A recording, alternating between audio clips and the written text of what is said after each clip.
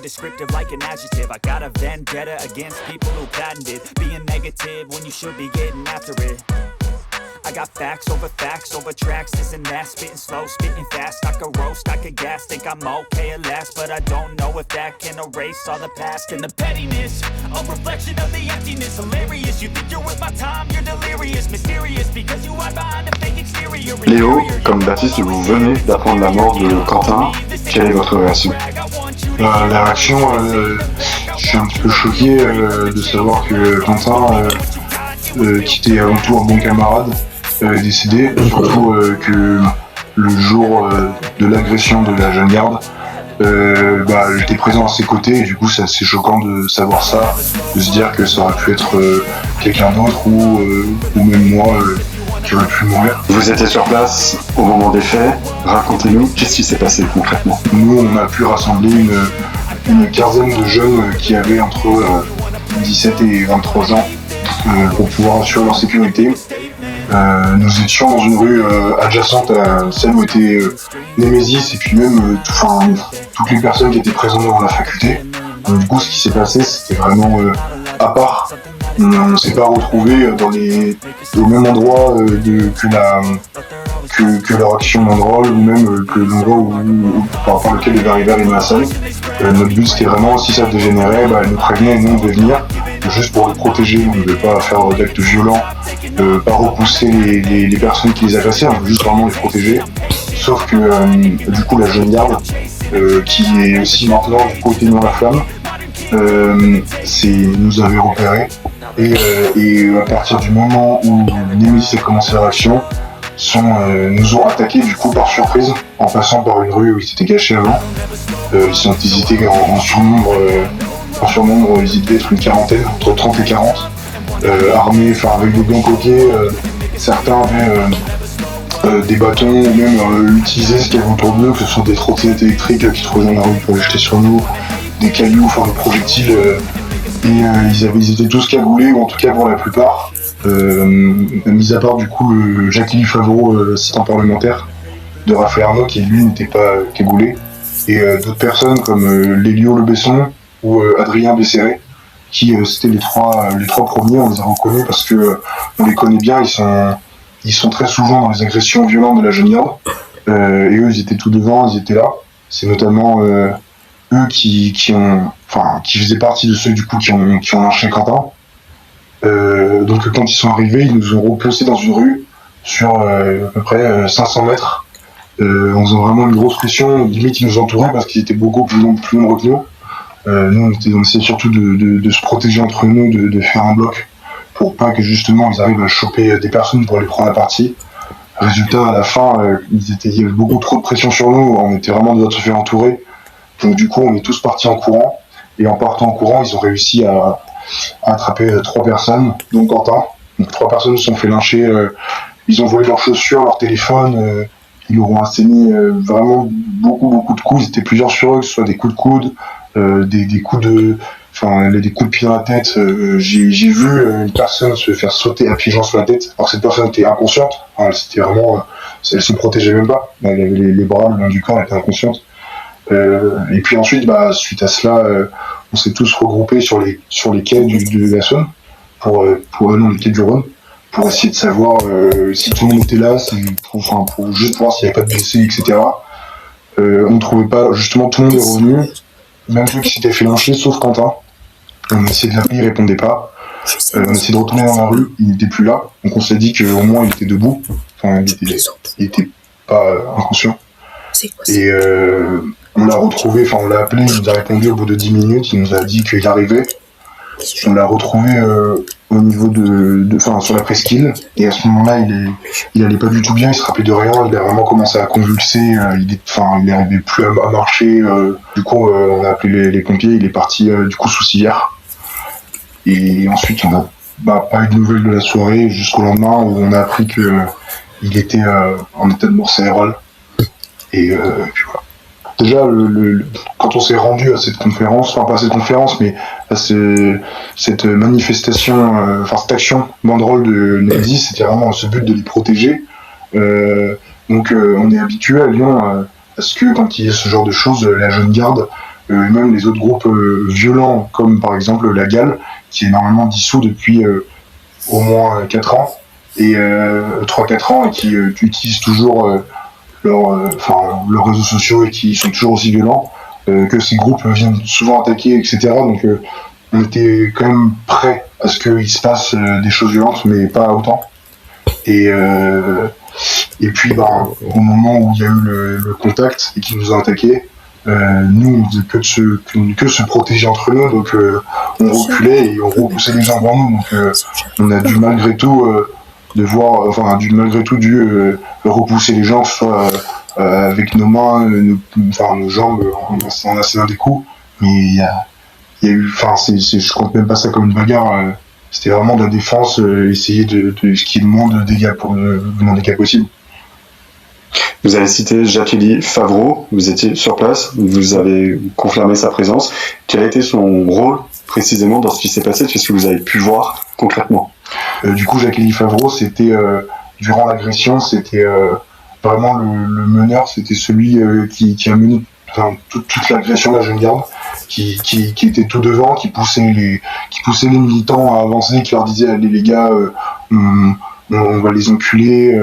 Quand il prenait un gars à part, il disait niquer lui sa mère. Quentin, à l'heure où nous enregistrons ces images, nous venons d'apprendre officiellement la mort de Quentin, qui a été lynché à mort par des groupuscules antifascistes. Le parquet de Lyon l'a annoncé à l'AFP. On peut parler de lui, hélas, au passé. Alors, qui était Quentin? Comment vous le décririez? Oui, c'est vrai que ça change un peu de mes entrevues ce matin avec d'autres journalistes où je parlais de lui encore en présent. Donc là, c'est au passé. Quentin était un ami que je voyais du coup peu parce que on ne vivait plus dans la même ville actuellement. Mais Quentin était une personne très discrète, très humble, toujours prête à servir et aider ses amis, ses proches. Il était vraiment animé par une foi très très profonde. Il s'est converti il y a 3-4 ans. Et ce qui est magnifique, c'est que toute sa famille a suivi sa conversion. Et donc c'est une preuve que lui était un vrai relais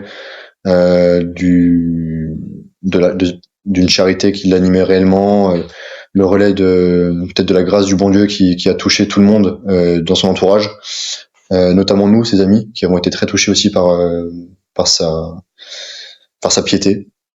Quentin, c'était un jeune homme désireux de servir le bien commun. C'était une personne complète, très portée sur la philosophie, sur l'histoire des idées, sur l'amour des siens, de son peuple. Voilà, c'était quelqu'un de très complet.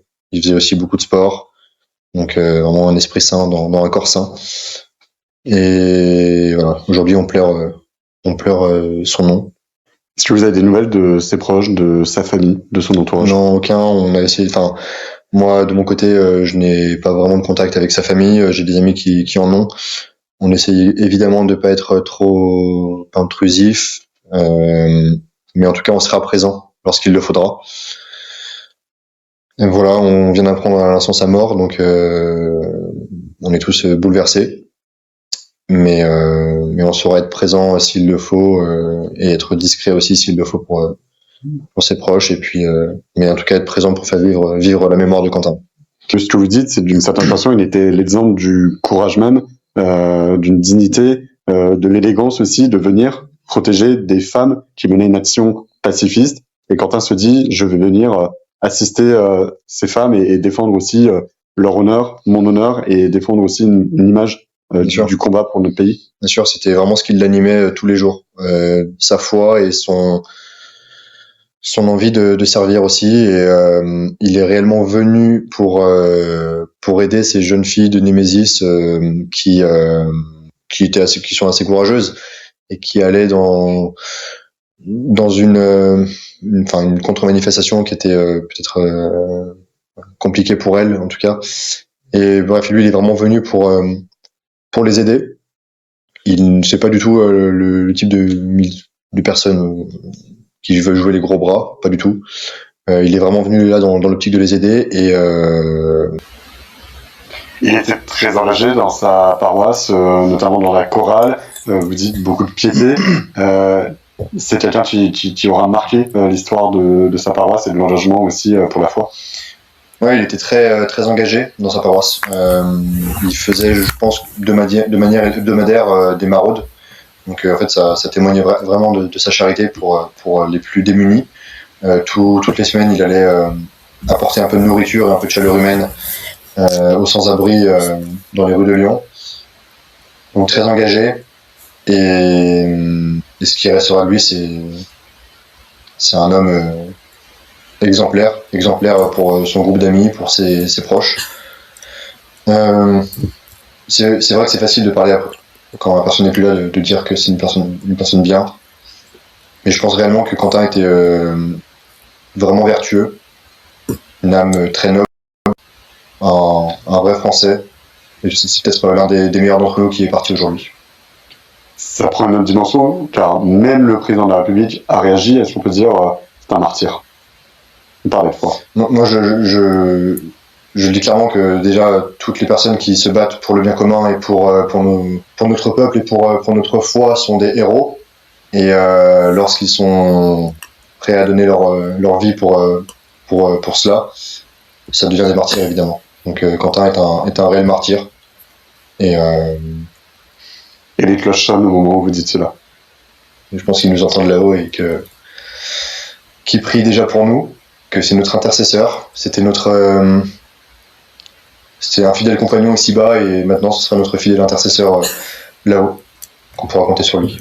Vous allez continuer le combat pour lui. Comment ça va se poursuivre dans les jours à venir? Évidemment, on va évidemment respecter aussi le deuil, mais on continuera évidemment le combat dans le sens où il faut pas que sa mort soit vaine. Il faut que sa foi aussi anime toutes les personnes qui l'ont connu et que son intercession puisse tous nous aider à avancer. On va continuer à témoigner de sa vie, de sa foi, de ce qui l'animait. Et en tout cas, je pense qu'on n'oubliera jamais. Et enfin, vous le rappeliez tout à l'heure que Emmanuel Macron en a parlé. Hugues, tu étais présent également lors du lynchage de Quentin. Est-ce que tu peux nous raconter concrètement ce qui s'est passé, ce que tu as vu, ce que tu as pu faire? Ce que j'ai vu, moi, de mes yeux, c'était honnêtement une scène de guérilla. En fait, on a tenu une ligne et je pense qu'honnêtement, j'ai que des flashs, mais je me rends compte aujourd'hui que ce que j'ai fait, en fait, c'est inimaginable. Tenir une ligne face à des mecs violents comme ça et prêts à en découdre, en fait, parce qu'ils étaient là pour clairement nous tuer, en fait, très clairement. On vient pas dans une manifestation avec des gants coquets, des cagoules, surtout en France, en fait. C'est pas imaginable en France. On se croirait pas en France quand on voit ça. Est-ce que tu arrives à te rappeler minute par minute le déroulé des événements? Concrètement, j'ai des flashs, mais je me souviens de leur visage, en fait, des yeux ouverts. En fait, on ne savait plus comment faire. Ils étaient une trentaine, et en fait, c'était des vagues qui venaient sur nous. Et j'ose même pas imaginer si on avait vraiment été au contact de la manif comme toi tu peux le faire dans certaines de tes vidéos, en fait. Et je me rends compte que là, en fait, ça aurait pu être moi comme un autre, en fait, ça aurait pu être tout n'importe qui, et pas juste moi, en fait. Et je me rends compte qu'en fait, j'ai risqué ma vie pour mes idées politiques et pour avoir défendu des femmes qui essayent de montrer que leurs idées sont bonnes. L'antifascisme aujourd'hui, c'est trouvé, il tue. Et j'ai pas à le dire, en fait, les images sont montrées, tout est sorti, les antifas qui ont fait ça doivent payer, et c'est inadmissible, en fait. Le lynchage de Quentin, tu as pu le voir de tes yeux. Est-ce que tu te souviens qui a attaqué, qui a porté des coups? Je me souviens qu'en première ligne, on avait plusieurs grosses têtes de l'antifascisme lyonnais. On avait l'attaché parlementaire qui était présent, je l'ai vu de mes yeux. On en avait deux qui étaient présents, mais qui sont connus, en fait. Jacques-Élie Févroux, l'assistant parlementaire de Raphaël Arnaud. Toi, tu confirmes l'avoir vu sur place? En première ligne, il était présent. Il était là, il tapait. Et il a porté des coups? il a porté des coups, plusieurs coups, et énormément de coups. Il a porté des coups au jeune Quentin, comme à tous les autres qui étaient présents. Et sa horde d'Antifa derrière était présente aussi, et tapait aussi tout pareil. Et Jacques-Élie Favreau était présent. Je l'ai vu de mes yeux. Après, vous avez retrouvé Quentin, qui était quasiment inconscient, qui a pu se relever. Tu l'as accompagné aussi jusqu'au bout. Je l'ai en fait, il y a eu un moment où on s'est séparés en petit groupe. Malheureusement, c'est triste, hein, mais ne pas se retrouver. En fait, ils nous auraient retrouvés, ils en auraient fini avec nous. Et ce qui s'est passé, c'est qu'en arrivant sous le tunnel aux abords de la gare RH, j'ai croisé, un peu sonné. Il ne se souvenait plus de la bagarre. Il n'avait aucun souvenir de l'altercation. Il n'avait aucune réaction. Il nous a dit s'il faut le refaire, on le fera, on se remettra ça. Il m'a quitté. Et moi, en fait, j'ai tracé mon chemin et j'ai appris après au final qu'il était entre le vie et la mort à l'hôpital. Et ce qui dérangeait plus sur le moment, c'était d'avoir perdu ses clés de voiture. Donc je me suis dit, en fait, aucun problème. C'est un gars qui va bien, mais même avec des blessures, on a tous eu des blessures. Et on allait tous bien. Et en fait, au final, il s'est avéré qu'en fait, non, pas du tout. Il a succombé de ses blessures, malheureusement. Et je pensais pas que ça arriverait un jour en France. Et oui, c'est franchement très choquant. Une plainte déposée cite nommément Jacques-Élie Favreau. Pourtant, Raphaël Arnaud aurait dit à Manuel Bompard, coordinateur de la France Insoumise, qui dit à nos confrères de LCI, ils n'étaient pas là, eux démentent. Moi, je l'ai vu de mes yeux. Raphaël Arnaud n'était pas présent. Donc on peut lui dire ce qu'il veut. Moi, j'étais présent. On était 15 à l'avoir vu. La police fera son travail. Des caméras de surveillance ont pris les vidéos. Tout a été filmé. Et pour une affaire comme ça, il paiera.